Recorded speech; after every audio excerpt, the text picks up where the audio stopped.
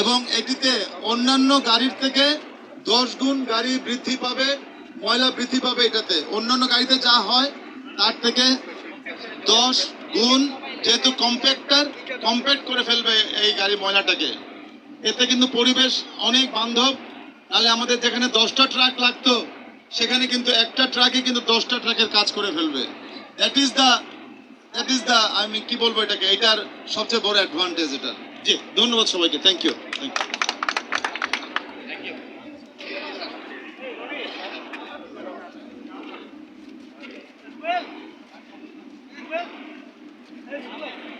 আমরা দেখতে পাচ্ছি ঢাকা উত্তর সিটি কর্পোরেশন সক্ষমতা বেড়েছে এবং উত্তর সিটি কর্পোরেশনের যে বর্জ্য ব্যবস্থাপনা বিভাগ,